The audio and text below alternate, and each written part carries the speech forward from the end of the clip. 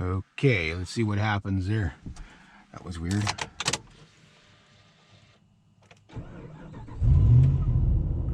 Okay, I guess when I unlock my doors, you have to press the button far enough so that it offsets the alarm. Okay, so that's what that little red button thing is. That's my alarm. That's my brake dinging. All right, so every vehicle, I started thinking about every vehicle I've owned in my life. Okay, 4 wheels, 2 wheels, whatever. Oh, that was my water. And if I ever had a vehicle that just ran normal, and I don't think I ever did.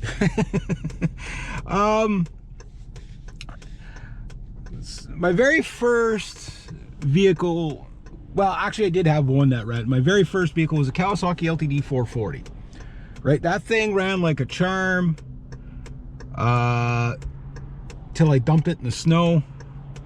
How did I dump it in the snow, you say? Well, it was my first season riding a motorcycle, and it's the only vehicle I had, so I rode till like I think mid-November or something like that. I come out of work at like 2 o'clock in the morning, and there's snow on the ground, right? Okay, that bastard cut me off. And anyway, long story short, okay, don't stall. Whatever you do, don't stall. I wiped it out at the first stop sign. I kept telling myself, just don't touch the front brake. Just don't touch the front brake. You know, do it like a dirt tracker, right? And I was doing good, so you touch the back brake, the bike would, you know, fishtail a little bit, but it was coming to a stop. And then I come to a stop, so I was like, I washed my hand in slow motion. I grabbed the front brake, and I'm like, no! And before I knew it, I was on the ground, and I messed up that bike. I didn't get hurt or nothing. It was just like literally like, you know, like not even a 2 km/h fall over kind of thing. Just you know, locked up the front end and down I went. But other than that, that was the only machine that I think I had that actually ran normal. Then after that, I had my BMW 1972 BMW R60/5, which ran great, except for the Bing carburetors always needed adjusting. But I kept popping clutch cables with it. So I'd be riding along, and then also you'd see a clutch cable straight up in the air like that. And I'd have to I ended up, because I couldn't get the right clutch cable for it, hoisting the clutch cable around a cylinder and just using a pair of pliers to shift. It was real, like my butt, and I would take people like double ride with this thing, and people like, Reg, how do you not die riding that thing? It was really bizarre. I rode it like that for like half a season, right? And anyway, yeah, then after that, I had my 1948 Harley Davidson Panhead. There was always something with that thing, whether it was like my leak in the gas tank, with the open flame on the cylinder. Yeah, like my buddy was riding behind me one night. He goes, Reg, you're gonna explode on that. He goes, you can see the gas pouring out where the hole in the exhaust is, right at the head. And he goes, it catches fire. It's like, it looks like you're doing Blue Angels going down the highway. Like, he goes, and all kinds of stuff. I'd get zapped from it because of where the coil was. So if it was like raining or something like that, and I put my feet on the ground, I'd get zapped from my motorbike. Fucking zapped myself like 5 times.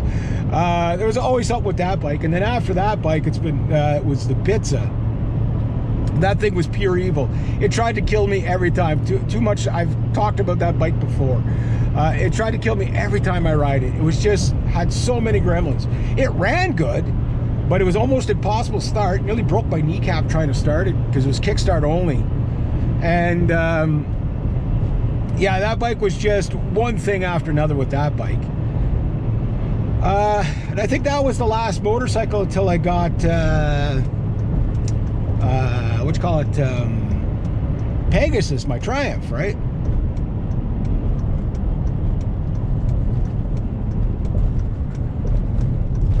Okay. Hurry up, guys, got a rig coming here. This is the worst highway right here. Everybody drives way too fast. I never think anybody's ever going to stop, right? Well, I made it to my destination. Okay, then The next vehicle after that was, I think, my first car. And that was the white,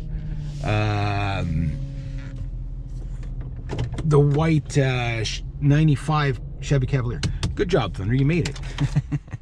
Then after that, it was the road rage van, which that one I had to pump the tires up on every single time I went somewhere. Then after that, what was after that? Unico was at, no, was it Unico? Yeah, it was Unico after the road rage van, and I drove that pretty much headache free for 4 years, except for when the all-wheel drive shaft tried to come through the floor. Other than that, and yeah, that thing was pretty headache free, but it did act up a few times. It did act up a few times. It was a weird thing where you would stop and the thing would be jammed between park and neutral, and you couldn't move the lever. So you'd start it, whatever, but you couldn't move it. You'd have to rock the vehicle to get it to do it. But other than that, that vehicle was pretty darn reliable. You know, like almost 500,000 kilometers on it. It was pretty. It was for $400. Then after that, it was the red Ford Freddy. Freddy was a perfect truck until that one I remember pulling out of the store one day. This is back when my uncle was still with us. And I pulled out in the front of the truck, was like that. I was like, what the hell I got out? Did you guys see that? Everybody stopped looking. I said, yeah. Looked at my brake pad was like jamming up the front end, and I was dragging it. Nursed it home, then I changed the rotor and sprocket, then same thing happened to the rear one, and that's why I parked the truck, because by the time I had to do all the brakes and everything, it was near the end of the season, so I just parked the truck and it never went on the road again. Then after that, it was Brutus. Brutus was pretty good. The quirks and corks about Brutus was the dying power steering pump, making it almost impossible to turn at low speeds. It was almost like a controlled crash every time I turned into a driveway or something. And then, of course, his driver's side door flying open all the time. Driving down the road in the wintertime, it'd be snowing, and there'd be snow coming in like through the crack in the door. And you'd take off, you forget to put the second bungee cord on the door, you'd be coming around a corner, the door would be flying open, you'd have to grab it, and you see people like dodging thinking the door, this big Dodge door is about to hit them in the oncoming traffic. Yeah, so he had a couple of quirks and corks, and then of course his Hemi tick there, because whatever. And then there's this thing, which is almost a perfect truck, except for it does this weird dies while you're driving thing, and it does it at random. Like, yeah, maybe someday I'll have a normal vehicle. I don't know what I'm going to do. But the thing is I get used to like crazy crash control procedures.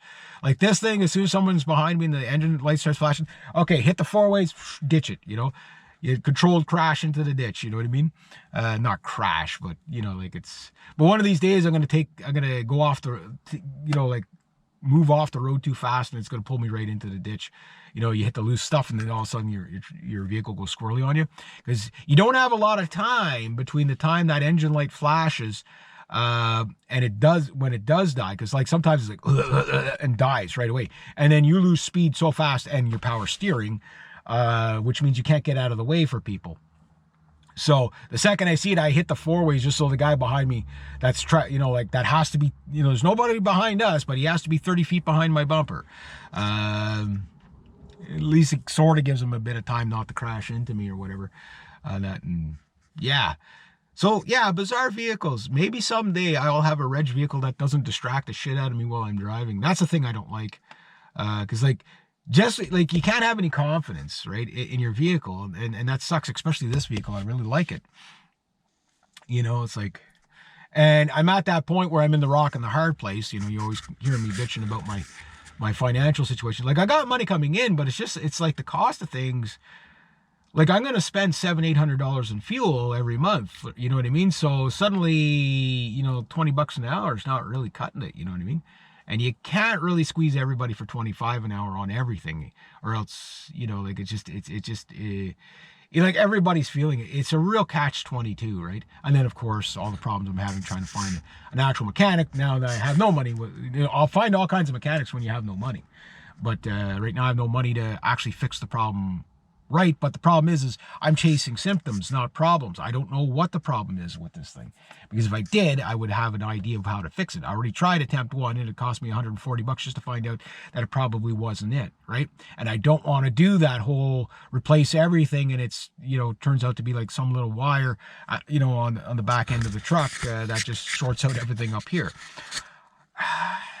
It's just such a nightmare, you know what I mean? But what do you do? Anyway, I thought I'd make a fun video about, you know, all the bizarre vehicles and, you know, who knows where it's going to end up. Yeah. But now, at least now you already seen a video of how I have to kind of, you know, do like a kind of controlled crash to the side of the road before the engine completely dies. But now it seems like the engine light stays on. Last week it was off completely after I did the thing. Maybe I got to reset the computer again. I don't know. We'll see. I'll try that again maybe. Anyway, have yourselves a great day.